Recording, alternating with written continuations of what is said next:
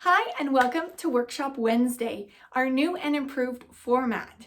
Thank you for joining me in my workshop. I'm Chelsea Bussemeyer, and today I want to jump into Judy's question she asked in January for tips on how to alter down garments that she's purchased large to fit her bust. Now, a bunch of you have all sent in questions around this topic, so I thought it would be helpful to create an entire episode of Workshop Wednesday on the topic. Now, there's a little bit of a difference between altering down to fit your bust and doing a full bust adjustment, which is most commonly suggested when you are sewing a garment from scratch, just because you typically don't have to adjust as much if you can just get the fullness where you need it by doing a full bust adjustment. Now, when we purchase off the rack, we don't have the luxury of deciding whether or not to do that. We just get to decide if we like the garment enough to put in some effort to get it to fit us right. So before we go any further though, I want to share with you a little saying that a friend shared with me once. And she said, "Your bust size is like your age. It's just a number." And I really love that because a lot of times we are way too hypercritical about ourselves, and we know in our heads that it doesn't matter and that everybody's different and that our bust size and our age is just a number. But I thought, let's start by just solidifying that a little bit and helping bring it just from our head to our heart. And let's just simply state out loud together that I am beautiful. My body is beautiful in the size I am, the way I am right now. And then let's move forward in just understanding how we can get garments to fit us and to fit our bodies and our curves just the way they are without feeling like we need to alter ourselves. So, pre-existing garments. What are the typical things that don't fit? Well, Judy mentioned in her email that oftentimes the shoulders are too wide and the neckline is too big. So those are just different things that are great examples for the difference between doing a full bust adjustment on your pattern and needing to alter down after the fact. It's a little tricky with things like the neckline, as once the neck hole is cut, it is that large. There's not really any way that you can take it in. Now, there are little tips and tricks and things you can do to kind of maneuver around it, but be hyper aware when you're purchasing pieces. How big is the neckline? Can I wear it the way it is? If you can wear it the way it is, then you can do a lot more adjusting when it comes to shoulders, taking it in, adjusting darts, those kind of things, than with the neckline. You may be able to just take a little bit of length out at the side just to make it a little smaller, but that's also bringing your garment up. So there's a lot of things that go on along the neckline that make it a lot trickier. You can also add, like if it's a lower neck or a V-neck, you can add, a little bit of lace or a panel or something, but there's always going to be an aspect of adjusting the original style when you are going with trying to work around making a smaller neckline. So today I'm going to leave that in your creative genius, and then also be aware of that before you purchase garments, that there's a lot of limitations to what you can do without adjusting the actual style of the garment when the neck hole is too big. So let's focus a little bit more on the things that are easy to adjust with alterations to better fit your body. Now that would be, we're going to start kind of with the shoulder, adjusting the shoulder. Now, when I teach fit, I always teach the 3 pillars of fit, the 3 aspects of fit. And when you've purchased big for your bust, you are accommodating for the physical fit. So the physical fit being is, if it doesn't physically fit around my body, around the areas of my body that I want to put into the garment, you can't wear it. So that is what really brings us to purchasing large to fit our bust or any area, whether it be your hips or your waist or whatever else it would be. When we purchase big, then the proportions and the rest of the garment don't match up to our bodies necessarily. And that is the 3rd pillar, is proportional fit. So we want to get the proportions of the rest of the garment to also fit us and bring that next aspect. Now, the 3rd aspect is your personal preference. and fit and style. So that would be, you know, how much ease you have, whether you feel like the neckline is too big or not, style aspects, or even length of the top of the piece, of the sleeves. Those are different personal preference kind of pieces that would affect like the types of adjustments you could do on the neckline. Now, let's just look at the shoulder here quickly. I just grabbed this pre-existing garment as it was in my stash, as I want to actually copy this pattern because I loved it so much, but it's gotten a little old, so I thought I could just cut it up and use it for a demo today. Shoulder width. When we're adjusting the shoulder width, it's actually really quite easy, as we can just put on pre-existing pieces to see how they fit our body. When you're taking in the shoulder, pop on the piece and just see how much do I need to bring in, just right on the top shoulder seam. And you can just create a little fold there. And whenever the sleeve comes up so that it's actually sitting at the shoulder point you want to have, that's where you can pop in a pin, and that will tell you just how much you need to bring in the shoulder or bring up the shoulder. Now you'll notice this right away when you pin it, but whenever you bring up the shoulder, you're also shortening the sleeve because we're taking out length here on the shoulder, so the sleeve is automatically going to fit higher. Now, when we are blending it out into the armhole, there's a couple of things to think about here. So we really only need the length or the width, the extra material, to come out on the top of the shoulder. However, we don't want to have any kind of sharp angles or corners. So I'm going to show you that in a minute on the top-down view, but we're just going to discuss the whole armhole here on the mannequin before we move forward. So as we come around, if we're wanting to blend it out in a way that we don't have any kind of bumps or corners, we'll need to come down the armhole somewhat. Now, the amount you need to come down will vary depending on how much you have to remove from the top of the shoulder, how much length you need to really blend it out in a nice way. However, you need to be aware that the lower you come down, kind of in the lower armhole and also in the back, you're taking away from the front and back piece of the garment. So you'll need to be kind of hypersensitive of that so that you don't take away material that you do want to have while still blending it out in a soft, harmonious curve. Now, you don't need to take any ever away from underneath the arm unless you need that armhole to be bigger or to drop down lower. After you've done your adjustment, though, you need to be aware of, with a pre-existing garment, you weren't able to double check your adjoining seam, being your sleeve, before you cut out the piece. If you follow me at all too when it comes to adjustments, I always say you must always check your adjoining seams after you've done adjustment on your pattern, just so that you know when you sew the piece back together, it will fit together and your armhole on your garment won't be too big compared to the width that you have in your sleeve. Sleeves being actually that you want that length of that adjoining seam to be exactly the same length, or oftentimes the head of the sleeve itself, the top of the shoulder, will be a little bit longer because if you kind of ease it together, especially kind of going over the top of the shoulder on any kind of jackets or blazers, that kind of thing, and even a little bit on the back of the shoulder, it can give you a little bit more room and fullness, and it will help your sleeve kind of round over and flow in a softer curve over your shoulder rather than it being a sharp angle where your sleeve attaches and where it drops down from. So be aware of that you definitely don't want your sleeve to be smaller than your armhole, or you can also have your sleeve a little bit larger. Now, if you cut out your armhole and it was a little bit bigger than your sleeve, and obviously when you're adjusting ready-made, you can't cut a bigger sleeve, then you have a couple options, and your garment will help you dictate where you're going to adjust it. You can always just take the shoulder in a little bit.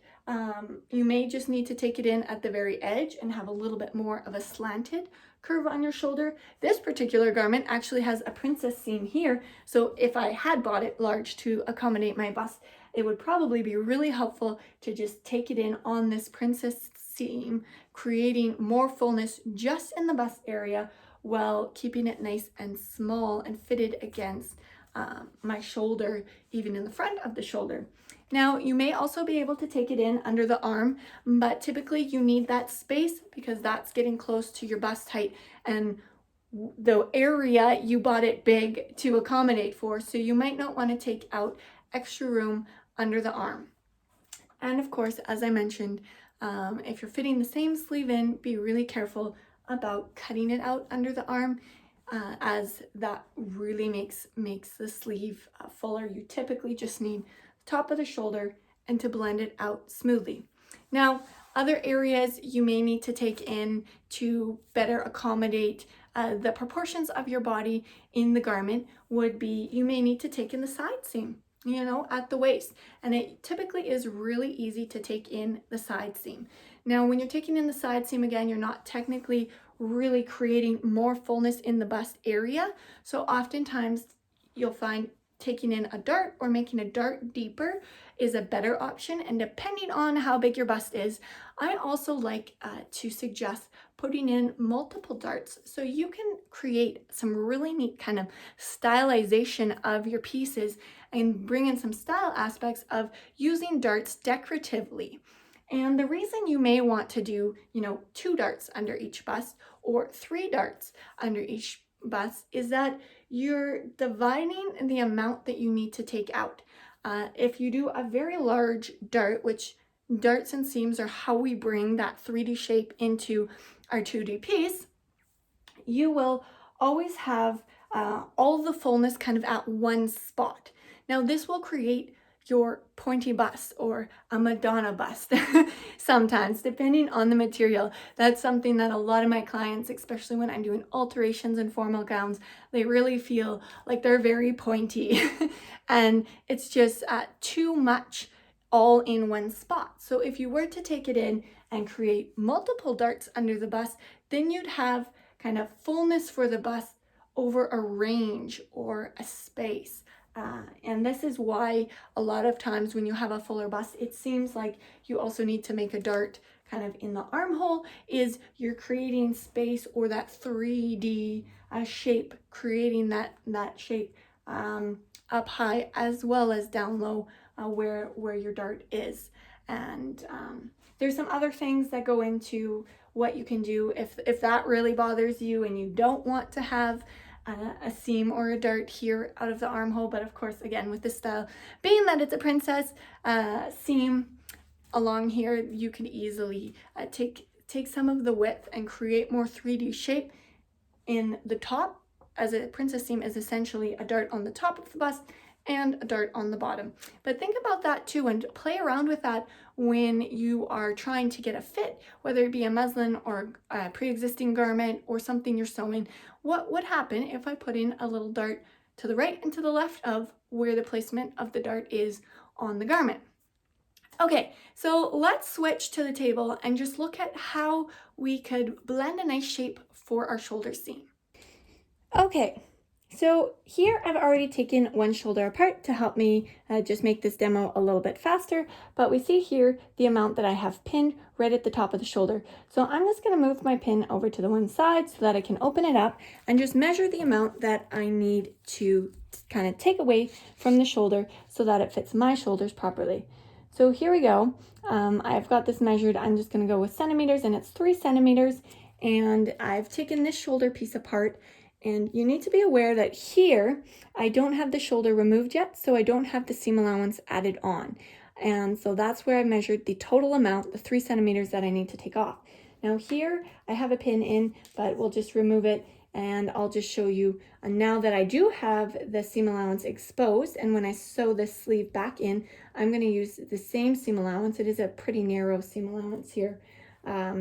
But I'm going to measure just from the raw edge or the cut edge so that I am already including the seam allowance that I need to leave on the main garment in the measurement, and just mark here 3 centimeters. So as I mentioned, we only really need to take that away from the very top of the shoulder, and we want to blend out as quickly as possible, knowing that we'll be about halfway down the arm when we finish blending out. And blending you can really do with either just freehand if you don't have any tools, but you can also use helpful tools like different curves and things like that. I've got this fun curve. I have a few different ones, a French curve, and this is a Japanese curve. So you can kind of find an area on your curve that lines up to your line and also lines up to the raw edge, as we're going to be fading out and blending out to the very raw edge. And then I'm just going to mark that on. And this is going to be my new arm side. So a lot of times people get kind of caught up into what shape the arm side should be, and there isn't really right or wrong, except that it fits you right. And depending on the amount of movement you need for reaching forward, how much stretch is in the garment, stretchy garments will not often have a smaller or shorter distance from the shoulder to the bottom of the armhole, whereas woven garments will often have a larger armhole. So you really don't need to get caught up with, is this a correct arm size? You need to be aware of, does this fit my body's proportions? And the only key that you really need to think about is not to have any sharp corners in how your new arm size is going to blend. Now, being that we know we need to take this away on the top of the shoulder, otherwise it's not going to fit us right, we can just go ahead and cut it and then pin our sleeve in and see if we can make it fit and drape nicely, or see if our armhole is a little bit too long and we are going to, take a little bit away from the shoulder to make it fit, or kind of deduct that extra length in the armhole or arm side somewhere else. However, the case may be that the sleeve fits just right, even though we've deducted some of the shoulder. Now, I did also have a question from Sue, and she was wondering if you need to make any adjustment to the actual sleeve head when you are bringing a shoulder in and doing a shoulder adjustment. And you really don't need to, especially in this case where we are working with a pre-existing garment. You don't need to adjust the head of the sleeve at all. Now, if you were adjusting your pattern and you knew you needed to take and bring in the shoulders and this seam was going to be too long, you could adjust the sleeve in that on the fold line, you give it a little bit more room just to make the stitch line on your sleeve head longer to match the adjoining stitch line on the garment. So that is the only reason you would need to adjust a sleeve, and that you can pretty much only do in the pattern. Again, when you're cutting it new, is always, whenever you make an adjustment, the adjoining seams need to line up, match up, so that you can stitch them together. Now, in some cases, as I mentioned, you may want to have a little bit more fullness that you will ease in, and that is most likely on the sleeve if you're going to have any easing of this type of joining of the sleeve. Adjusting the shoulder is the main technical adjustment that you would make when you are adjusting a pre-existing garment down when you've bought large to fit your bust. All of the other areas, it's simply about finding out where would be the best area to take away the width in the places that I don't need the extra room to better fit the proportions of the garment in the waist, in the hemline, in the neck. One thing I did forget to mention earlier on when talking about adjusting the neckline is, again, anytime there is already a seam, it's a great place to look at taking length out. Some tops will have a seam down the middle and the back, so that's also a spot. If you can't get it out at the shoulders, you can take it out in the middle of the back. If you have a seam down the front or button placket, you can look at moving the buttons and just bringing it in, taking out some of that length.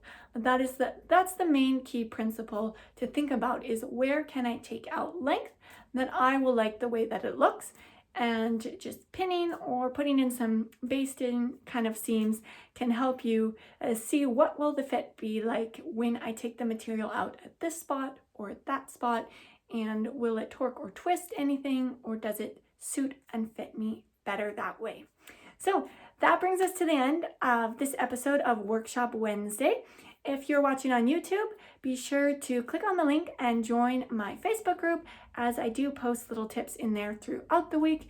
And if you are in the Facebook group already, I'm so happy to have you, and be sure to comment and send in questions. And next week on Workshop Wednesday, I wanted to give you the little heads up that we will be talking about adjusting for petite sizes. This concept is the same when you're talking about making any type of pattern a petite, or lengthening out if you have a long chest or a long waist, or are just normally too tall for patterns. It's kind of the same principle, just the opposite end of the spectrum. So send in your questions, post them on here, and let me know what you would like specifically covered, and I would love to do that for you.